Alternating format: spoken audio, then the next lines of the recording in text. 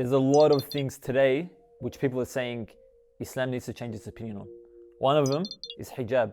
And that term hijab, guess what? It's not in any of these three verses. In fact, it's nowhere in the Quran directly meaning a woman's veil. So with regards to the hijab, like we always say, our source is the Quran and Sunnah. If we go back to the Quran, we find that the Quran is very specific. A lot of people like to make the argument that it's vague. These verses were left intentionally vague. But with regards to the hijab, it's specific. And what it says about the hijab is that the female should place her khimar, which is a head covering. According to every Arabic dictionary, it's a head covering. And initially the Arabs at that time, they would allow the tail of that scarf, that khimar, the head covering, to go onto their back, and they would leave their chest exposed. So the Quran says to take this khimar, this head covering, and also use it to cover the chest. So based upon this verse, we understand that the head must be covered and the chest must be covered.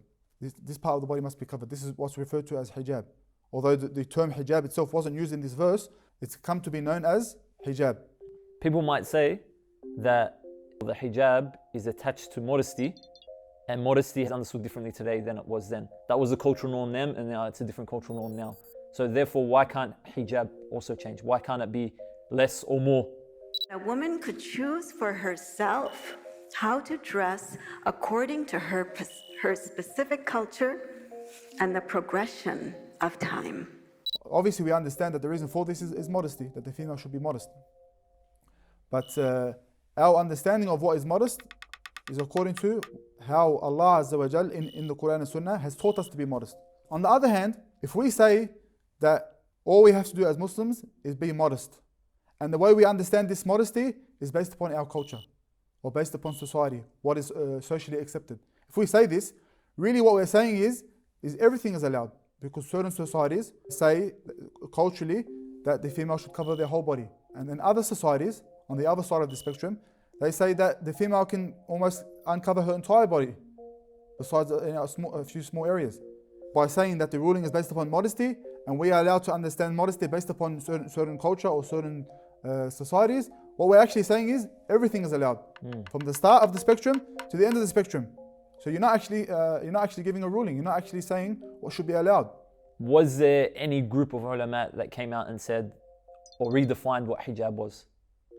So this is one of those things that there was complete agreement upon. At the very least, that the female should cover her head and her chest as well as the rest of her body, and exposing her face and hands, and some said the feet.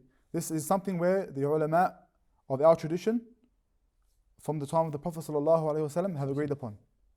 So it's actually quite bemusing that we have certain people in our times who come along and say that all of these ulama got it wrong. Is that something which is realistic? Thousands upon thousands of ulama, experts, have got it wrong, and now just by sheer coincidence, few Muslims have come along and said, now I've got the correct understanding. While every single other scholar, hundreds of thousands of scholars, got it wrong.